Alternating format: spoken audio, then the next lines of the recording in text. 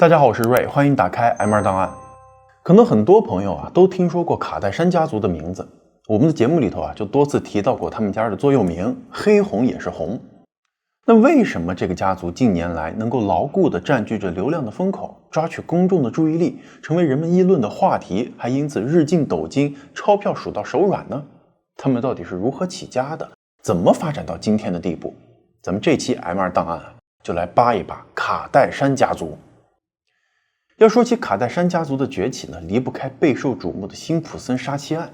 1994年6月12日，橄榄球巨星辛普森的前妻妮蔻和一名男子被发现惨死于家中。洛杉矶警方迅速把辛普森锁定为嫌疑人，并且要求他到警局去投案自首。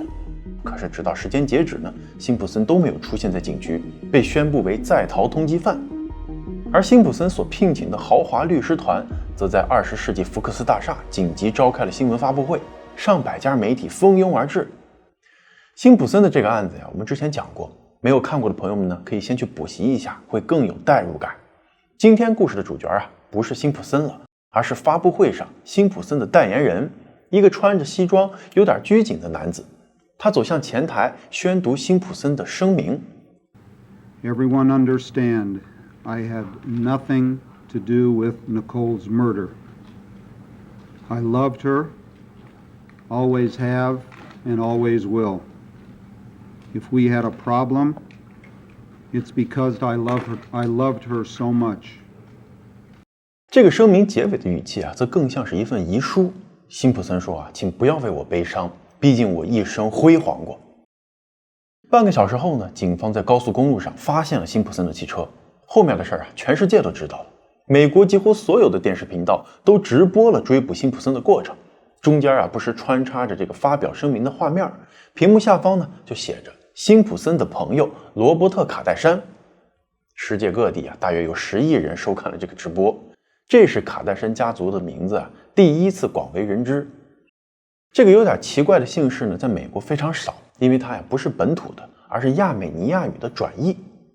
当天晚上罗伯特·卡戴珊的哥哥 Tom 急匆匆地过来找他，说弟你必须退出这个辛普森案，别再抛头露面了，你忘了咱们家族的缄默法则了吗？这个缄默法则其实是黑手党之间的法则之一，就是内部问题内部解决，谁都别找警察去告状。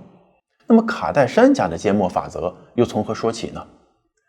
原来在辛普森案80多年前，一个亚美尼亚的盲人老族长召集宗教领袖们开会，讲了一个预言，说我们的栖息之地将变成血海，2艘大船会载着幸存者穿越海洋，信者去往远方，不信者留在原地。大多数人都觉得这族长年纪大了，开始胡言乱语了。但是呢，还真有2000个亚美尼亚人抱着宁可信其有的想法，坐船润到了美国加州。罗伯特·卡戴珊的祖父就是其中的一个。没想到几年后，族长的预言果真应验了。奥斯曼土耳其帝国对亚美尼亚人进行了系统性的种族灭绝，100多万人被屠杀。那卡戴珊家族曾经生活的地方，更是鲜有人幸存下来。合着卡戴珊家族移民到美国背后还有这么一个危险的预言呢。那到了美国的家族祖父呢，从捡垃圾开始一步一步实现着自己的美国梦。后来还成立了垃圾处理公司，为阶级跃升奠定了基础。到了罗伯特他爸那一代家族又抓住2战的机会，为军队提供食品，成立了几家肉类加工厂，挣的是盆满钵满。卡戴珊家族的生意都属于有点灰暗的角落，他们既要和犹太人、意大利人抢饭吃，还要面对卡车司机工会、屠夫工会这些狠角色。为了生存，难免有着各种不法行为，于是家族就渐渐形成了一个缄默法则，对犯罪活动保持沉默，悄悄搞事情，闷声才能发大财。所以罗伯特·卡戴珊如此高调地参与辛普森案，就让卡戴珊家族的老人们非常紧张。那罗伯特就跟他哥 Tom 说了，说你不知道哥，1年前呢，我遇到一个女先知，她说咱们卡戴珊家族的名字很快就会被世界上的每一个人所知晓了。预言可是曾经救过咱们家的命咱也不能选择性的听，对吧？这都是命。再说了，辛普森是我的好朋友，他一直很诚信，我确实相信他是无辜的。这话倒是没错。从20多岁起呢，辛普森、Tom 和罗伯特·卡戴珊这3兄弟就整天混在一起，是著名的比弗利山庄三兄弟，还一起开过公司。现在兄弟有难，不得挺身而出吗？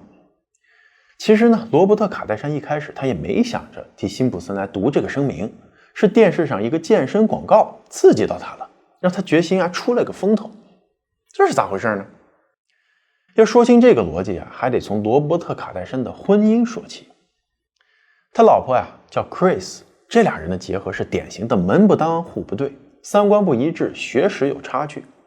罗伯特·卡戴珊出生的时候呢，家里已是大富之家，法学博士毕业后跟人合开律师事务所。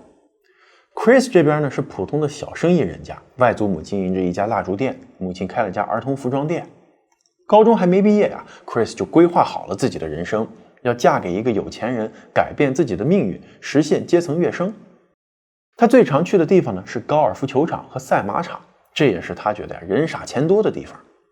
17岁，他调到了一个职业高尔夫球手，很快就订了婚。19岁，本着骑驴找马的精神 ，Chris 在 San Diego 附近的赛马场巧遇了大龄单身又多金的罗伯特·卡戴珊。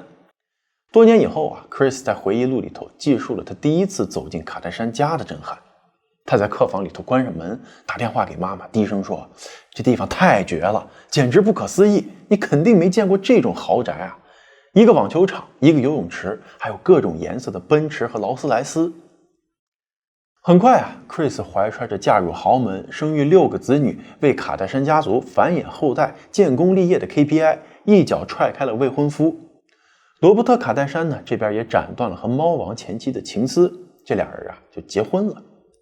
结婚1年后，大姐 Courtney 出生，再1年，老二 Kim 咕咕坠地，再然后是三妹 Chloe、四弟 Rob。眼看着完成指标，坐稳江山指日可待了， Chris 却在这个时候以一种近乎疯狂的方式出轨了。这是为什么呢？原来Chris 住进比弗利山庄后就认识了一大群名媛闺蜜。她发现同样是嫁入豪门，闺蜜们就可以去开店、上电视、演电影，而自己呢，不过是一个亚美尼亚家庭主妇，一个必须生出男孩，否则就不能停下来的生育机器，还得兼顾厨师和保姆的角色。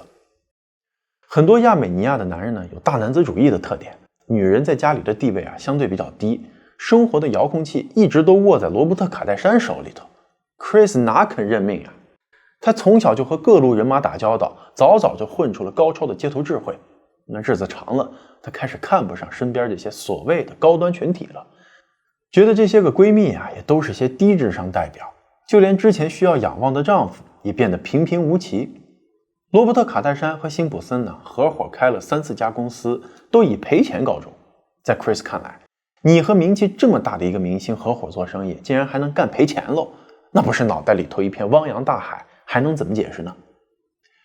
Chris 当时有2个好闺蜜，一个呢是辛普森的夫人 Nicole， 一个呢就是希尔顿家族的媳妇儿。这仨人年龄相仿，经历相似，只不过比起2位闺蜜Chris 还是差着一些段位。比名气吧，她老公呢肯定比不过辛普森；比财富呢，更不知道被希尔顿甩下几条街丈夫又完全不让自己去插手他的生意，那精力旺盛的 Chris 就越来越觉得，当初的梦想生活，如今却成了自己的牢笼。那既然精力无处安放，就先出个轨吧。于是他就偷偷找了个小自己10岁的情人。罗伯特·卡戴珊很快就发现情况不对他雇佣了私人侦探，很快抓到了 Chris 出轨的证据。虽然还是决定原谅他，想继续维持这个幸福家庭的假象，但接下来Chris 就像着了魔似的，在作死边缘疯狂试探，用罗伯特的信用卡给情人租公寓、装修房间，还被抓到在罗伯特一个朋友地下室的健身房跟情人鬼混。而最让罗伯特无法接受的是， Chris 和情人约会的时候还常常带着 Kim 和 Chloe， 这让他忍无可忍，终于提起了离婚诉讼，并切断了 Chris 的经济来源。双方的好友这个时候都来劝说好聚好散，长时间的拉扯呢，只会伤害孩子。被戴了绿帽的罗伯特·卡戴珊这个时候已经很决绝了，他潸然泪下的说，他是孩子们的母亲他怎么能这样做呢？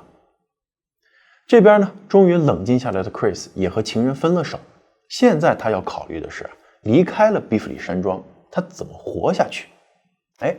这个时候就有朋友给他介绍了奥运冠军 Bruce Jenner。这可是个非常神奇的人物啊，在这必须多说一句。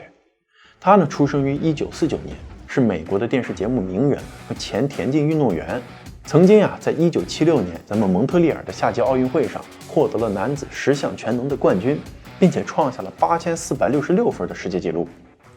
然而他其实从小就认为自己是个女性，并且呢，在65岁的时候做了变性手术，成为了真正的女人，并且改名为 Caitlyn Jenner。当年认识 Chris 的时候 ，Jenner 还没有公开自己的性别秘密。当时她正经历着奥运冠军后的人生低谷，欠了一屁股债，还带着4个孩子。可 Chris 却在她身上看到了闪光点：健美的身材、奥运冠军的光环、相当不错的朋友圈。最重要的是这个男人对她言听计从啊。于是呢，二人决定将2个负资产的家庭重组，看能不能走上一条逆袭之路。在 Chris 和罗伯特·卡戴珊离婚的过程中呢，罗伯特一直非常愤怒，被法庭认定情绪不稳定，暂时就丧失了孩子的监护权。不过在大局已定后，他表现的还是挺爷们儿的，每个月付给 Chris $5000的抚养费，帮他的新家庭租了个6间房的 house。而 Chris 则从比弗里山庄娇妻变成白手起家的创业者，接手了 Jenner 经纪人的角色，更换了全部的宣传品，不放过任何一个代言的机会。因为要抚养8个孩子嘛， Jenner 也一改懒惰慵懒的做派，四处做励志演讲，接各种广告，上任何能露脸扩大知名度的节目。巴塞罗那奥运会期间呢， Chris 和 Jenner 全程工作在现场，在二人的拼搏奋斗下，不到3年时间， Chris 就把 Jenner 这个过气的体育明星成功翻红了。说到这儿大家还记得吗？咱们其实是要讲罗伯特·卡戴珊他到底受了什么刺激，才会在辛普森案中决定大出风头。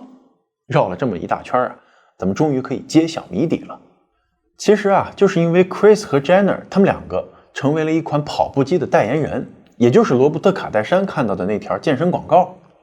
正是前期 Chris 操作的这条广告深深地刺激了他，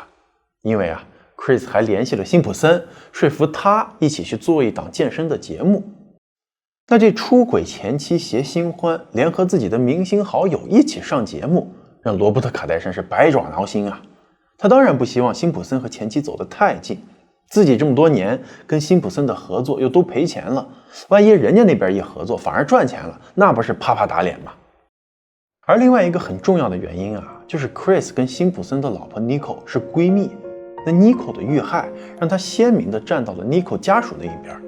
而罗伯特·卡戴珊那自然是站辛普森这一边的嘛。那一年呢 Courtney 15岁， Kim 14岁， Chloe 才10岁。女儿们经常跟着父亲参加庭审，而妈妈 Chris 就坐在敌对阵营。每一个涉及了辛普森案的关键人物都成了媒体追逐的对象。罗伯特·卡戴珊、Chris 和当时还未成年的卡戴珊姐妹的隐私也都被暴露在公众面前。1995年初，罗伯特·卡戴珊给 Chris 和4个孩子写了一封道歉信，在信里头说我不是公众人物，我不喜欢我的家人他们的隐私受到这种程度的侵犯，我也不希望我的家庭因为这场审判而破裂，我爱你们，请你们理解，我是真心认为辛普森他是无辜的，所以呢我才选择支持他。其实他对女儿们也有着这样的训诫，我们是卡戴珊，在这个家庭做个好人，做个好朋友比出名更重要。名声是空洞的、短暂的，没有善良则名声毫无意义。然而一开始是站在父亲这边的卡戴珊姐妹们，此时却被现实的铁锤锤晕了。因为替辛普森去辩护，罗伯特·卡戴珊接下来的8年生活陷入了人间地狱。他本来以为自己会以忠诚的朋友的人设被人称道，没想到比弗里山庄白人上流社会完全拉黑了他，没有人再和他做生意，人们用钥匙划他的车，砸他的窗户，餐馆拒绝向他提供服务，走到街上也会有人向他吐口水，半夜还会收到诅咒的匿名电话。没有人欣赏他为辛普森所做的一切，他成为了恶魔的帮凶尽管熟悉他的朋友都知道罗伯特·卡戴珊是个有知识有教养的好人，他是个虔诚的基督徒，他从来没有主动伤害过别人，充其量算是个善良的笨蛋。可以说罗伯特·卡戴珊给家族带来了丑闻和恶名，他的精神和身体呢很快也垮掉了， 2003年因为食道癌在悲惨中离世。辛普森案和父亲此后的遭遇重塑了卡戴珊姐妹们的价值观，善良似乎毫无意义啊，恶名给老爸带来的是癌细胞，而他们不想重蹈覆辙，要把恶名变成美钞。辛普森案给他们带来的另一个转变呢，是他们开始更加相信和更加亲近狼性的母亲，父亲那套传统的观念已经过时了。而对于 Chris 来说呢，辛普森案也给他带来了巨大的变化，不过不是什么道德层面的，而是商业上的。还有什么节目能比拟这档最大型最真实的真人秀呢？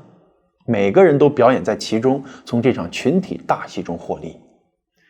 辛普森案的衍生节目是层出不穷，出版物一本接着一本，不停加班报道的记者朋友们很多都挣够钱买了新房子，很多证人也都吃上了名人饭。Chris 当时就暗下决心，有机会一定要做一档真人秀，一档很美国、很真实、比拟辛普森案的真人秀。1995年，辛普森案宣布的1个月后， Chris 和 Jenna 的女儿 Kendall 出生，2年后 Kylie 出生。至此啊，未来的美国第一网红家族终于人齐了。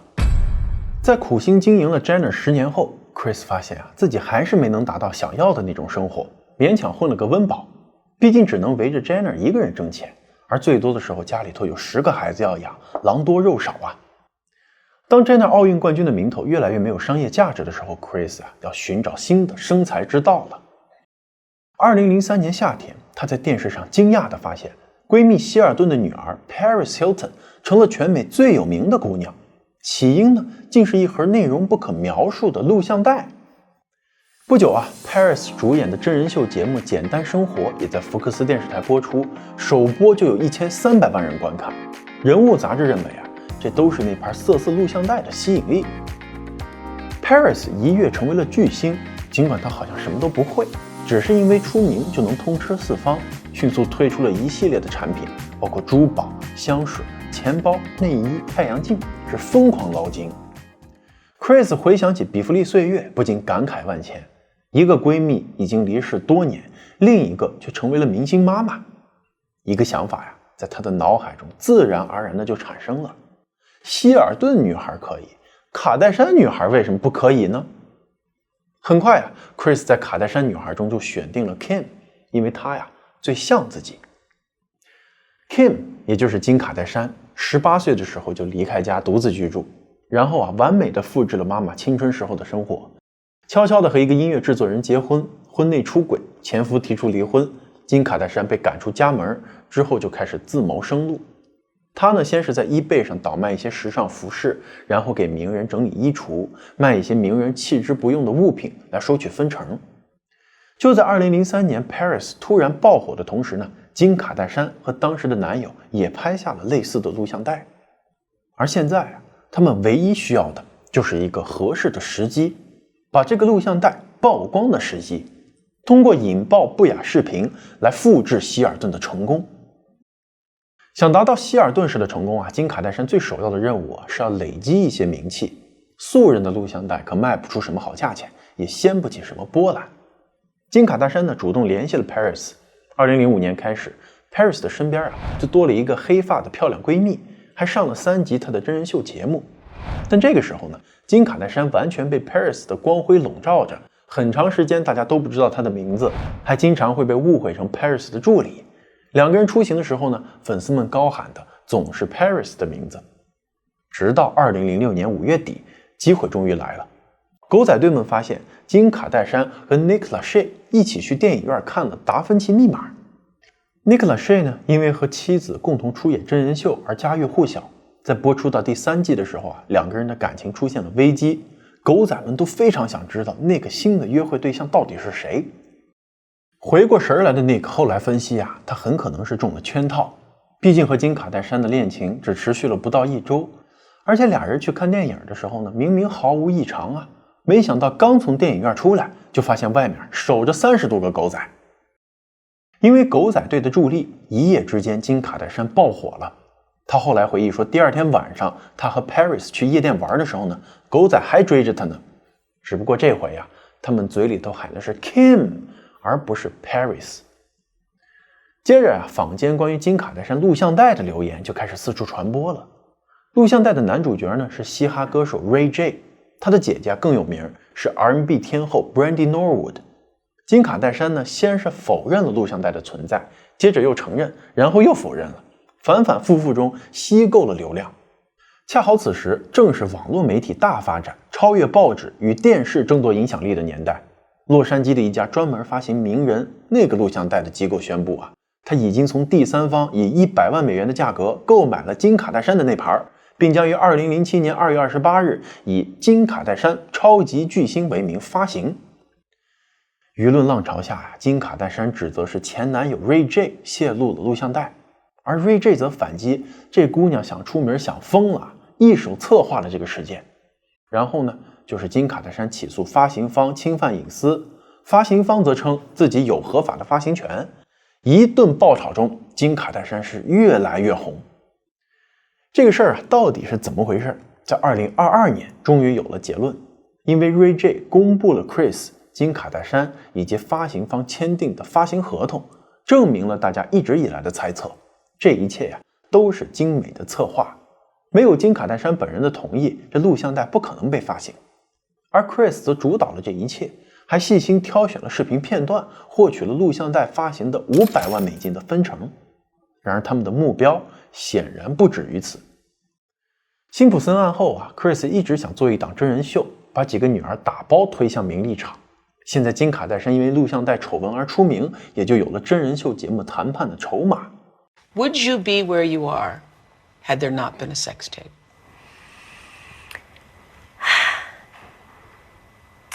You know, I think that's how I was definitely introduced to the world. So I'd like to think that I'm,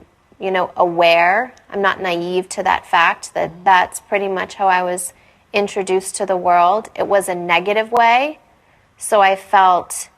like I really had to work 10 times harder to get people to see the real me. 现在已经很难说清录像带是真人秀节目的前哨，还是真人秀节目是录像带的衍生。总之吧，录像带事件后不久，同一年与卡戴珊姐妹同行就上线了，一播就是20季。2022年开始改名为卡戴珊家族，一播又是5季了。Chris 后来在回忆录里头说只是有人偶然说你们这个家族真有趣，做个真人秀节目会很好看，他就去找了美国偶像的主持人 Ryan Seacrest， 他的娱乐公司正在寻找一个适合做真人秀的家族，双方一拍即合，马上达成合作。但 Chris 说的这些话可信度有多高就不得而知了，毕竟从录像带到真人秀，金卡戴珊走过的路和 Paris Hilton 是一模一样，就连真人秀的制作团队都是同一拨人，满满的都是套路就连那个出现在真人秀里头卡戴珊家族的房子，也是在合同敲定前1个月刚刚买下的。与其说是家，不如说是专门为这个真人秀而搭建的舞台。成为希尔顿，超越希尔顿，这就是 Chris、金卡戴珊和节目组的同谋。